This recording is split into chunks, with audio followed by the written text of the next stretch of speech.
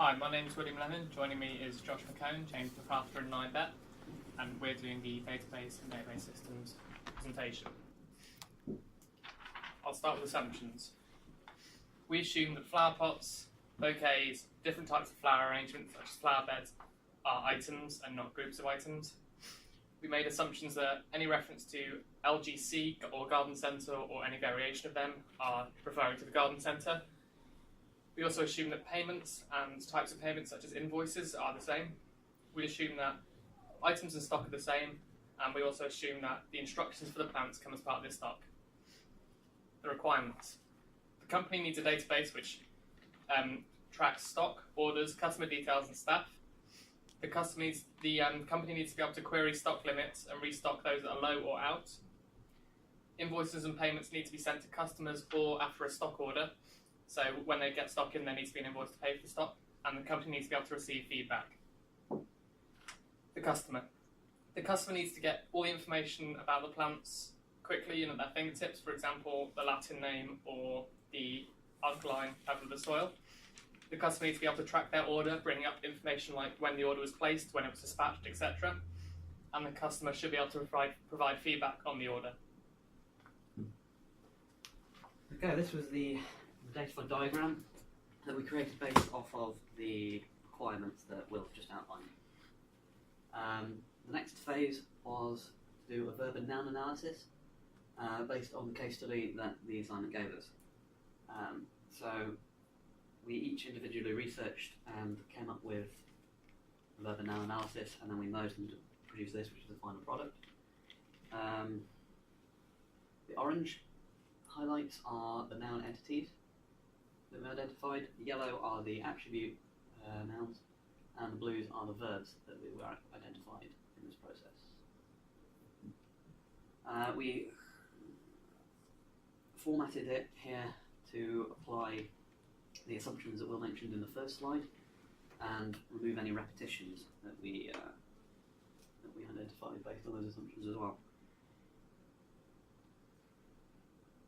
After this, we came up with the final draft of the verb and nouns on the right-hand side, here in green. And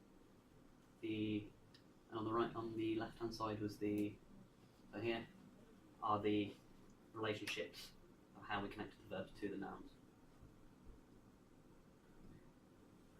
We formalised these as initial conceptual design next, as a draft, and this is for the first half, which is customer, order, purchase and staff, identified as strong entity types with all of the attributes and primary keys. And here are the last part, which includes 3 weak entities and 2 strong entities: stock, supplies, invoice, department, and feedback, with all their primary keys and attributes. The preliminary design of entity types was created based off of this, and is there to look at. And something. Okay, so using the relationships we identified during the noun and verb analysis, as well as the data flow diagram, we came up with some relationships that would be core to the final type, final database, and putting them on display here. First relationships, we're starting with customers. A relationship between customer and feedback is one-to-one, as you do not want many customers giving a single feedback, and if a customer wishes to give more than one feedback, it should be updating their original. Many customers should be able to interact with one staff, as many staff to many customers could cause confusion, and one customer to many staff could also cause confusion and inefficiency. Customer to purchase and customer to order are also very similar, as you want a customer to be able to make many purchases and thus many orders without having to put in all their details again. Then staff, you chose many staff to work in one department, as many staff in many departments or one staff to many departments could cause confusion and inefficiency. Of course, you need to have more than one type of stock in a single department, and you need to have more stock in general in a single department, and stock cannot be in many departments at once, otherwise it's inefficient.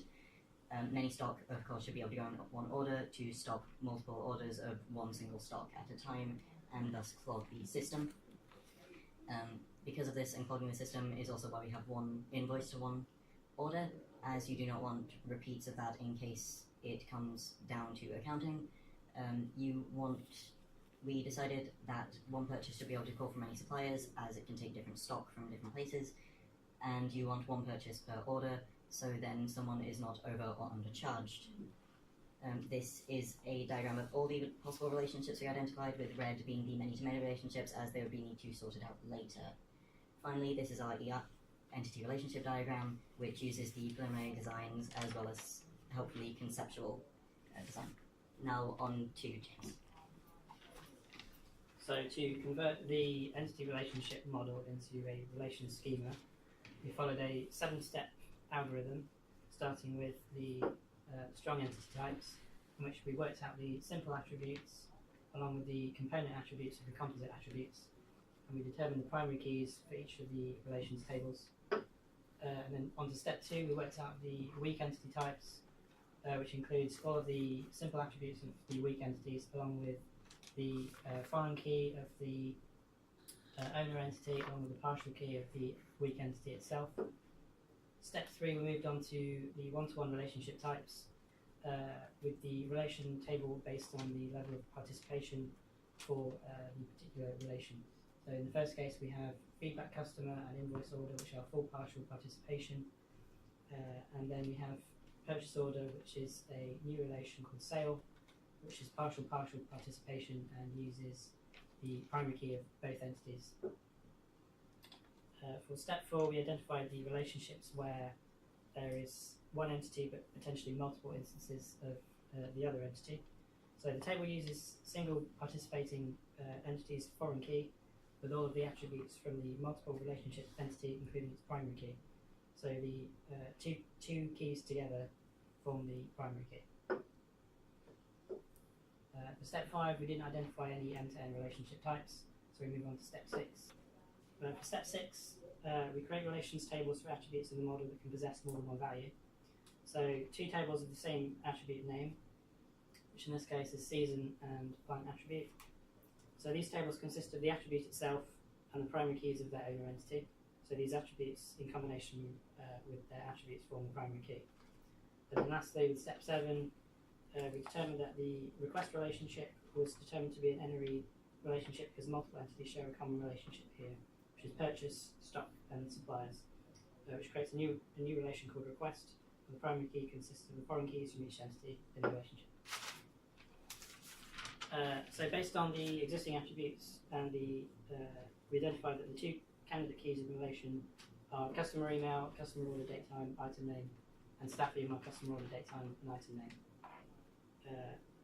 So for the primary key, we used customer email, customer order date time, and item name. And as you can see, we've done a functional dependency diagram in which we determined that the non-prime attributes will depend on the prime attributes. Okay. For a first normalized form, we in this demonstration, the goal was to remove the composite and multi-valued attributes and make them atomic so that they were single and simple. We took the name of both the customer and the staff and split them into the customer first name, customer last name, staff first name, staff last name. We took the customer address and we also split that into its attributes to split them more easily. Then we took the staff qualification, which was a multi-valued attribute, and we put it in as with email as a primary key, split it into a separate table in order to make it easier to understand. Normalized form 2. With normalized form 2, it must first satisfy normalized form 1. It must also include no partial dependencies, which means every non-prime attribute is fully functionally dependent on the primary key. So to move on from what we did in normalized form 1, we split the customer table, or we split all the tables into their constituent relations. So the keys relate exactly to what's in the table. So for example, the item name refers to all the items, and the customer refers to all the customer information. Normalized form 3 means that no prime attributes are transitively dependent on the primary key. and it must also satisfy normalized form 1 and 2. So, as an example here, we split the customer address away from the customer, but kept the foreign key of the customer email in so that they could be related. Thank you for watching. Okay.